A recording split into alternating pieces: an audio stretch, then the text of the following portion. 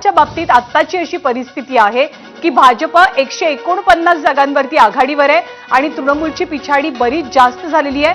100 जागांच्या आत सध्या तृणमूल काँग्रेस जो गेल्या 3 टर्म पासून सत्ताधारी पक्ष आहे. 2011, 2016, 2021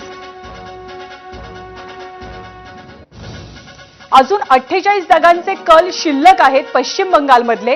त्यामुळे कलांच्या बाबतीत जरी भाजपनं आत्ता मुसंडी मारलेली असली, तृणमूल काँग्रेसपेक्षा जास्त आघाडी घेतलेली असली तरी सुद्धा त्या 48 जागा गेम चेंजर ममता बॅनर्जींसाठी ठरतात का हे सुद्धा पाहावं लागणार आहे. दीदी विरुद्ध मोदी असा सामना एक प्रकारे पश्चिम बंगालमध्ये होता, ज्यामध्ये कलांच्या बाबतीत सध्या तरी भाजपनं आघाडी घेतल्याचं पाहायला मिळतंय.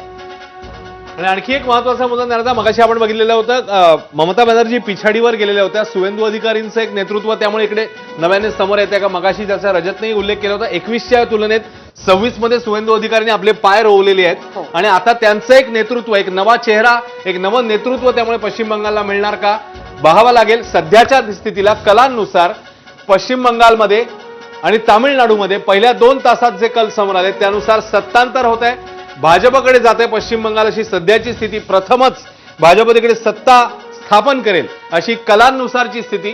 तर तिकडे तामिळनाडूत टीव्हीके विजयचा करिश्मा, 100 जागी शतक गाठले टीव्हीकेने. तर केरळमध्ये देखील सत्तांतर होताना बघायला मिळते. त्यामुळे ठिकठिकाणी मोठा उलटफेर, मोठे बदल होताना आपल्याला बघायला मिळतात कलांनुसार. आता 9:57 झाले, जवळपास 2 तास उलटून गेले आहेत मतमोजणी सुरू होऊन. त्यामुळे पश्चिम बंगालमध्ये प्रथमच भाजप सत्ता स्थापन करेल अशी स्थिती. तामिळनाडूमध्ये चित्र सांगता येत नाही, मात्र टीव्हीकेने मोठी मारलेली मुसंडी. तर केरळमध्ये सत्तांतर, केरळमध्ये काँग्रेस आणि मित्रपक्ष 96 जागी आघाडीवर, 139 जागा ज्याचे कल हाती आले आहेत. तर पश्चिम बंगालमध्ये मात्र प्रथमच भाजप सत्तेकडे जाताना दिसतं आणि ही दृश्य आहेत केरळमधली. केरळमध्ये काँग्रेसचा जल्लोष, कारण साहजिकच सत्ता ते मिळवत आहेत. सत्तेमध्ये त्यांनी मोठी वाटचाल जी आहे ती सुरू केलेली आहे सत्तेच्या दिशेने. तर पहिल्या 2 तासातलं